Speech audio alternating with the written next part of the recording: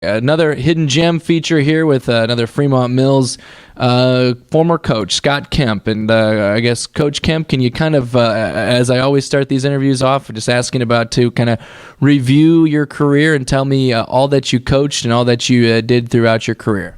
Sure. I graduated from Cumberland-Messina High School in 1964 and went down to Northwest Missouri State, got my degree down there, and started then at Fremont-Mills in the 69-70 school year. And regardless of what Denny Hammer said, it wasn't the start of the turn of the century. It was about 3/4 of the way through when I got started. When I first got here, I started coaching high school girls basketball, junior high girls basketball, track coach high school and junior high both, and then also helped with softball that summer. Well, then you coached a long time from then on. How many years did you put into each sport? Well, off and on basketball. I coached, when I first got here, the basketball for about 4 years and then gave it up. Got back into it again. Denny Hammer was, he and I were co-coaches, and we coached for 4 or 5 years. And got out of it again and for 2 or 3 years, and then got back in it again with Steph Shaw.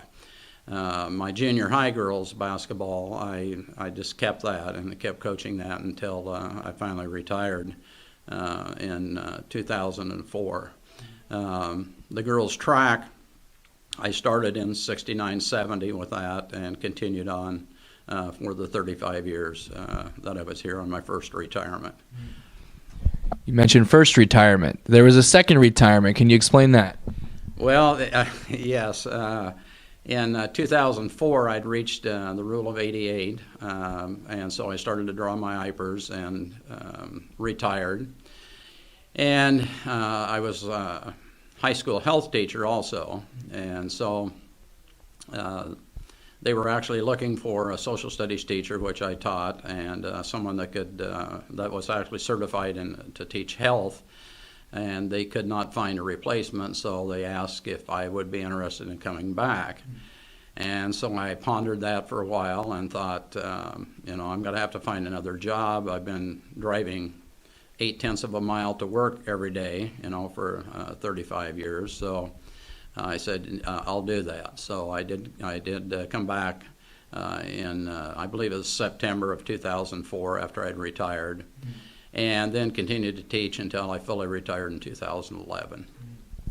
Wow, so you never, I mean, you're ready to be done, and then you went another 7 years. That's amazing. Can you tell me, you mentioned you graduated from Cumberland-Messina. Were there any coaches or other sort of mentors for you that kind of got you into the teaching and coaching aspect?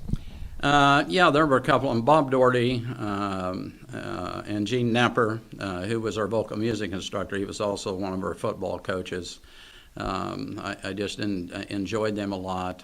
Ralph Mead, who was my high school history teacher, great history teacher, and it really just made history come alive. So I think probably those people really influenced me the most. You mentioned a football coach and a music teacher. Have you ever seen that since? No, actually, I have not. He was, Mr. Nepper was a junior bodybuilder. He played a little bit for Kearney, also went to the University of Nebraska and played there. But I've never seen that before, but he was quite a gentleman. It's an interesting combination. Tell me about sports for you growing up. I mean, you got into coaching, so they must have been a big part of your life.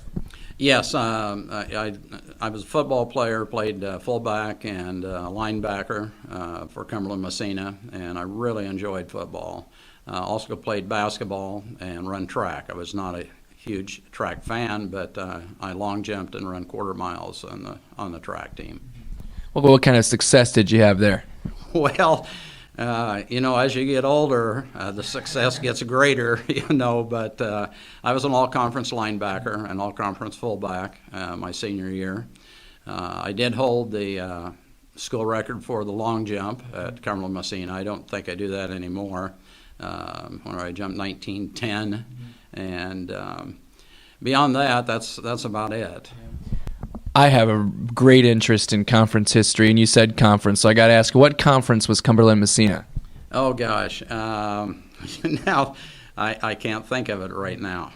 Rolling Hills Conference at the time, yes. Yeah, the Rolling Hills. That was a long-running conference. Then recently, they merged with I guess a few Western Valley or Boyer Valley, actually Boyer Valley Conference. Nonetheless, back to you. You coached so many years in track, and you had said you didn't like track so much while you were in it. So I guess did you get a new appreciation for track as a coach? Well, I really did, and I'll tell you, and probably every coach will tell you that if you have good athletes, it makes it fun. And track is a sport. It's both team sport and individual sport. And so when you have success at something, as we have, track at Fremont-Mills, girls track, especially in the hurdles, it just it makes it fun to watch. So you were just the girls track coach? Yes. I never did coach the boys. I had both junior high and high school girls through my 35 years, yes. All right, so let's kind of relive some of those memories there from your 35 years as the girls coach. What are some real big highlights that kind of stick out to you? Well, I think in track, high school track especially, we were really good since 70s when I got here. In the 80s, we really had battle back and forth with Stanton and Jerry Gillen. I think he won 7 or 8 conference championships in track. We were close to that also. So we had some really good battles back and forth. And it's again, if you have good athletes, it makes the coach look pretty good. Did you have any success state level wise? Yes, I mean we probably our best year, and I can't tell you exactly which year it was, but we finished 12th in Class 1A. But we've had a lot of relay teams, especially shuttle hurdle teams, taken several of those down there that have placed at state. And we had actually had a 2-time state long jump champion, Diane Denville, who won the state in 79 and 1980. I guess right now, Fremont-Mills, class of the conference in terms of facilities in track and in most other sports, but definitely track for sure with the all-weather track and always hosting the corner conference meet. What was the setup like back then? You had hurdles probably to work on those hurdles, but you probably weren't running on this all-weather track. No, that's true. There's been just so many changes since I started in 70. There was actually no track, so we would go up, and our practice was around the square at the city park, which was close to 400 meters, 440 yards at that time. And we bus the kids up there and run on the streets. A few years later, Denny Hammer and I decided to see if the school board would give us some money to help build an ag lime track. That was the big thing at the time in the late 70s, early 80s. And they did so, and with the help of the firemen who put up metal curbing on the outside, and we brought in screenings and made basically our own track. So for the first few years, it was basically running on the streets. But the facilities at Fremont-Mills now are so much different than when I first started. And I always said that I always wanted an all-weather track at Fremont-Mills, and after I retired, they got an all-weather track. So I don't know what they're trying to tell me, but what's it been like for you? I mean, for you and Coach Hammer, who were here before, and then just seeing the growth of this, the facilities, most of all. I mean, what's it? I mean, do you still have a lot of? I'm sure you still have a lot of pride in the school district. Yes. When I first got here, I actually interviewed in the old school, which was about a block east of Casey's uptown, a 3-story school building, and this section was actually still under construction. And I can remember when I got my job that Tom Wilkie was a superintendent, interviewed me and brought me out, and we came in the south side of the school, and there was no wall. They just had a tarp hanging over it. So that part of the building was brand new, so I was here for the first year for that. The part of the building that we're sitting in now is new with our new science rooms and new library. So we've just kind of added on the elementary and so on and so forth. So facilities were great then, but right now we have probably some of the best facilities in Southwest Iowa. Definitely agree with that. We talked a little bit about some track, the coaching, and the highlights and the memories there. How about some other sports, some of the highlights for you that you've witnessed and experienced?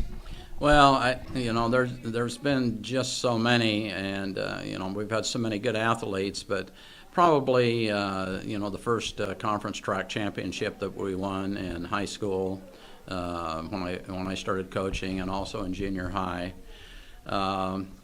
Our junior high football team that Denny Hammer and I had was undefeated, and that was probably a huge highlight. So basically the conference championships, and also in high school track, the corner conference, whenever we could compete with and beat Stanton was good. I guess kind of go back around to you used to coach some softball too as well. So I mean, softball has been really good here the last decade or so. Did you have good softball years leading up to that? Yes, there were. When I first started out, Rick Wake was the softball coach, and I was his assistant. And in '71, we took the girls to Fort Dodge, first time that we had been there in softball. Unfortunately, we lost our first game to the eventual state champions that year, and we probably knew we were in trouble when we got up there, and the other team was actually warming up, and the coach hit one out in the center field, and the girl picked up the ball and winged it all the way in the home plate, and we figured we were going to have some problems then. But off and on then, after Rick left, I took it over and coached it for about 3 or 4 years. And basically the problem was I was coaching year-round. I had no time to do anything, so finally gave that up. But I really enjoyed softball. Got to ask you about, we mentioned, you had mentioned the Stanton, big rivalry with them, and I think, kind of your coaching years, 70s and 80s, and or some 90s, kind of the glory years of the Corner Conference, in that, the schools were strong, and there was always competition all over the place. Those rivalries, you really have to hold dear, don't you? Yes, and you especially during track season, you get you have time that you can talk to other coaches, and it just makes it nice that you're able to get close to other coaches and still good friends with them today, and most of them have retired, as myself, and but every time we see each other, we kind of reminisce about the old days.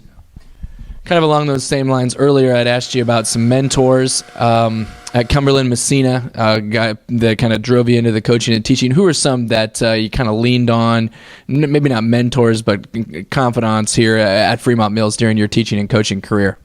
Well, there's just been a lot of people, a lot of teachers. Greg Reinders, who was the high school history teacher at the time, amazing history teacher. And teaching junior high American history also, I would, whenever I got a chance, I would go listen to him, teach about the Civil War, and he was just great. We had a lot of other good teachers that we got really close to, Daisy Malcolm, Twyla Rank, and Randy Botts, especially, who I taught with and then became principal here. So we just all worked real well together.